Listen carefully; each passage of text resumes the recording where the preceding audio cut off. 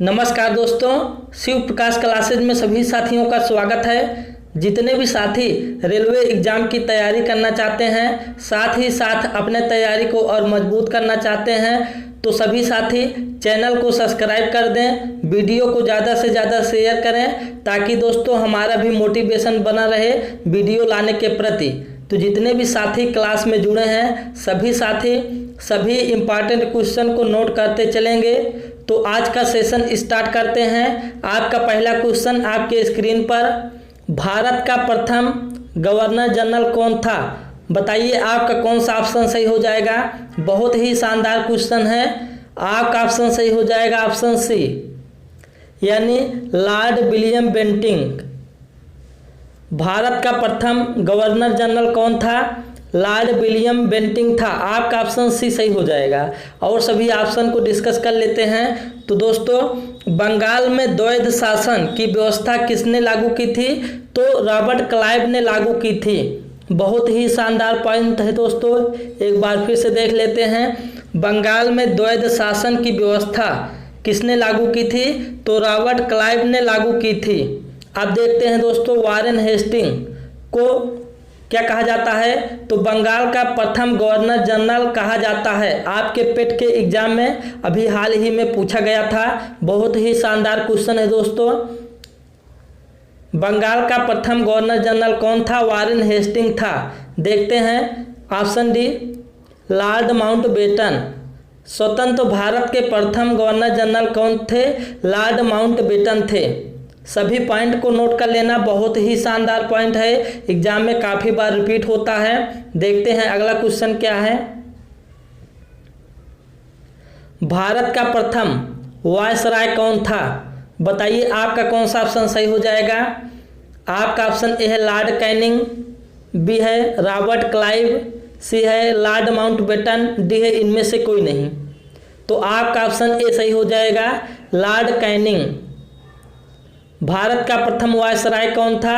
Lord Canning था। आपका option A सही हो जाएगा। अगला क्वेश्चन देखते हैं। भारत का अंतिम गवर्नर जनरल कौन था? बताइए आपका कौन सा ऑप्शन सही हो जाएगा। भारत का अंतिम गवर्नर जनरल कौन था?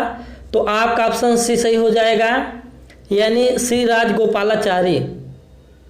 सी राजगोपालाचारी। भारत का अंतिम गवर्नर जनरल कौन था? सी राजगोपालाचारी थे। आपका ऑप्शन सी सही हो जाएगा। बहुत ही शानदार क्वेश्चन है दोस्तों, एग्जाम में काफ़ी बार रिपीट होता है। देखते हैं अगला क्वेश्चन क्या है।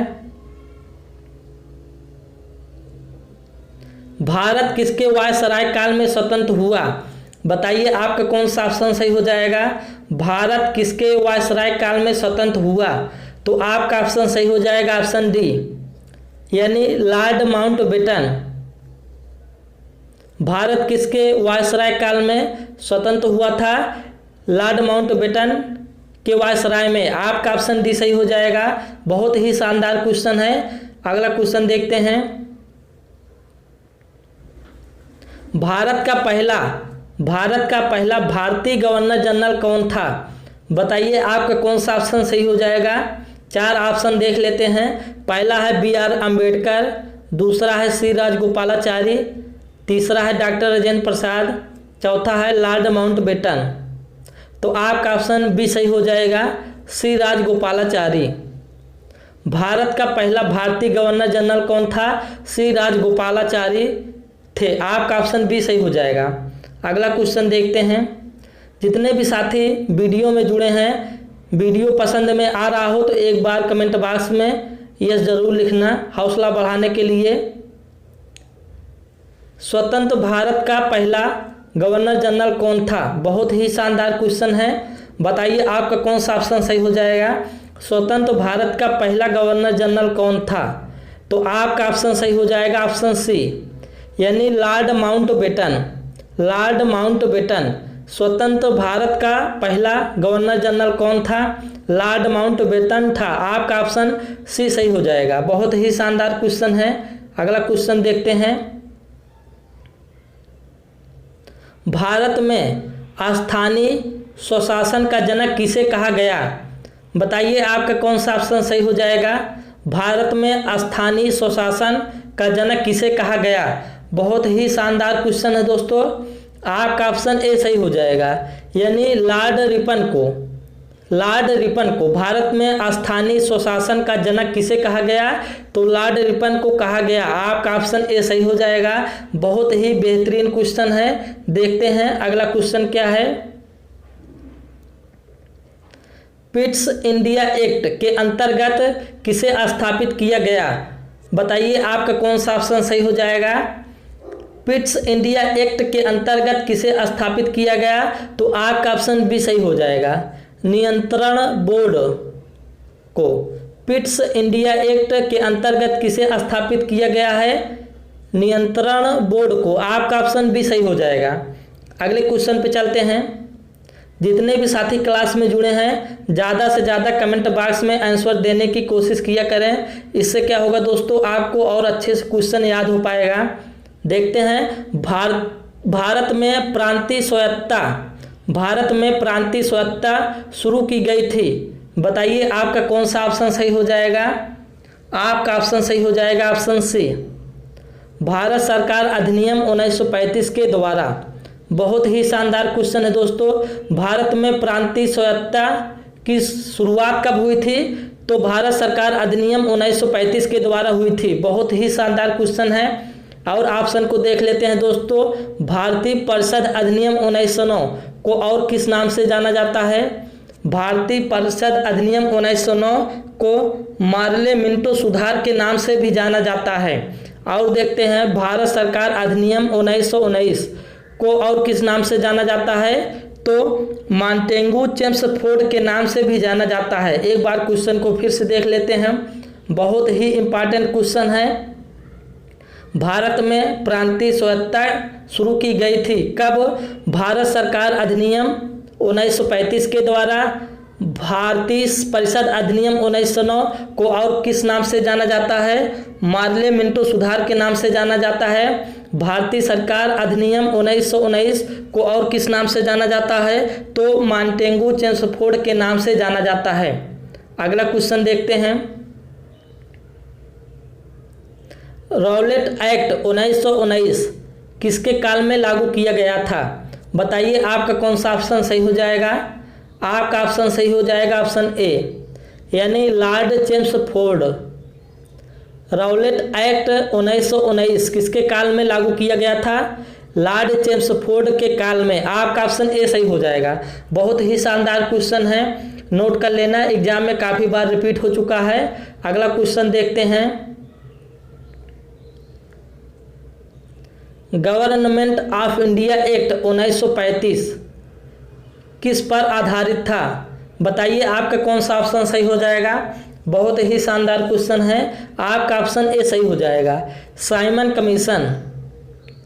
गवर्नमेंट ऑफ इंडिया एक्ट 1935 किस पर आधारित था? साइमन कमीशन पर आधारित था। आपका ऑप्शन ए सही हो जाएगा। बहुत ही शानदार क्वेश्चन है, नोट करते चलना।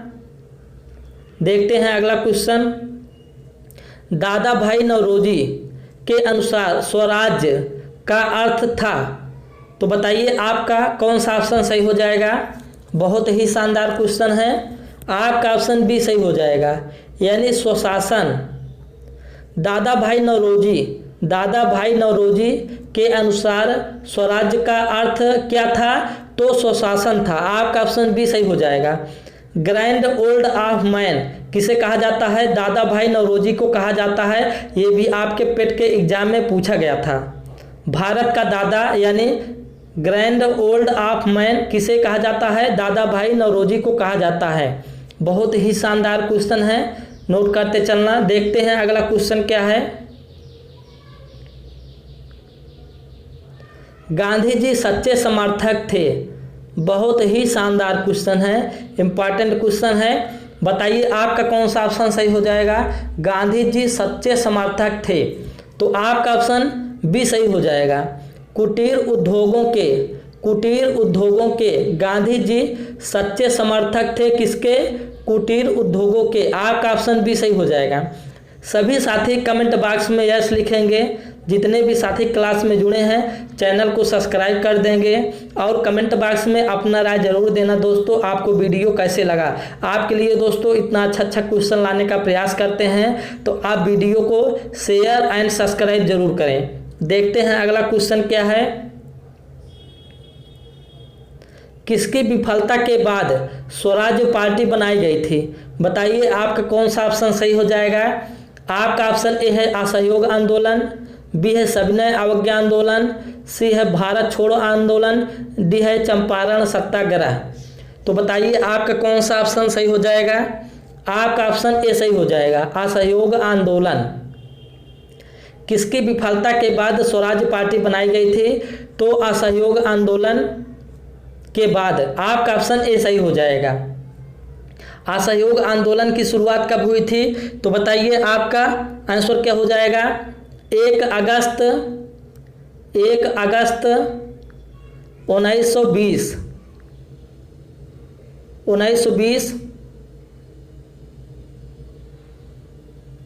1 अगस्त 1920 ईस्वी में। बहुत ही शानदार पॉइंट है दोस्तों। असहयोग आंदोलन की शुरुआत कब हुई थी? 1 अगस्त 1920 ईस्वी में हुई थी। किसकी विफलता के बाद स्वराज पार्टी बनाई गई थी? असहयोग आंदोलन के बाद इसकी शुरुआत 1 अगस्त 1920 ईस्वी में हुई थी। अब देख लेते हैं सविनय अवज्ञा आंदोलन की शुरुआत कब हुई थी? तो आपका आंसर हो जाएगा 6 अप्रैल 1930 ईस्वी में हुई थी। सविनय अवज्ञा आंदोलन की शुरुआत कब हुई थी? 6 अप्रैल 1930 ईस्वी में हुई थी। भारत छोड़ो आंदोलन की शुरुआत कब हुई थी? बहुत ही शानदार पॉइंट है दोस्तों, एग्जाम में काफ़ी बार पूछा गया है। तो आपका आंसर हो जाएगा 8 अगस्त 1942 ईस्वी को भारत छोड़ो आंदोलन दिवस मनाया जाता है। 8 अगस्त को भारत छोड़ो आंदोलन की शुरुआत हुई थी 8 अगस्त 1942 ईस्वी को। चंपारण सत्याग्रह की शुरुआत कब हुई थी? बताइए आपका आंसर क्या हो जाएगा। बहुत ही शानदार पॉइंट है। तो आपका आंसर हो जाएगा अप्रैल 1917 ईस्वी में। अप्रैल 1917 ईस्वी में चंपारण सत्याग्रह की शुरुआत हुई थी अप्रैल 1917 ईस्वी में। इसका उद्देश्य क्या था दोस्तों? किसानों की स्थिति को सुधारना था। किसानों की स्थिति को सुधारना था। बहुत ही शानदार पॉइंट है, सभी पॉइंट को नोट कर लेना। देखते हैं अगला क्वेश्चन क्या है। CR दास और मोतीलाल नेहरू ने स्वराज पार्टी बनाई थी। तो बताइए आपका कौन सा ऑप्शन सही हो जाएगा। आपका ऑप्शन सही हो जाएगा ऑप्शन बी, यानी असहयोग आंदोलन के बाद। CR दास और मोतीलाल नेहरू ने स्वराज पार्टी बनाई थी असहयोग आंदोलन के बाद। आपका ऑप्शन बी सही हो जाएगा। सभी पॉइंट बहुत ही शानदार हैं, सभी पॉइंट को नोट कर लेना ताकि आप एग्जाम के समय कम समय में सभी क्वेश्चन का रिवीजन कर सकें। तो दोस्तों अगर आपको वीडियो पसंद आया हो तो वीडियो को ज़्यादा से ज़्यादा शेयर करें, चैनल को सब्सक्राइब करें ताकि दोस्तों हमारा भी मोटिवेशन बना रहे वीडियो लाने के प्रति। तो वीडियो को यहीं पर समाप्त करते हैं, मिलते हैं अगले वीडियो में। तब तक के लिए आप सभी साथियों को बहुत बहुत धन्यवाद।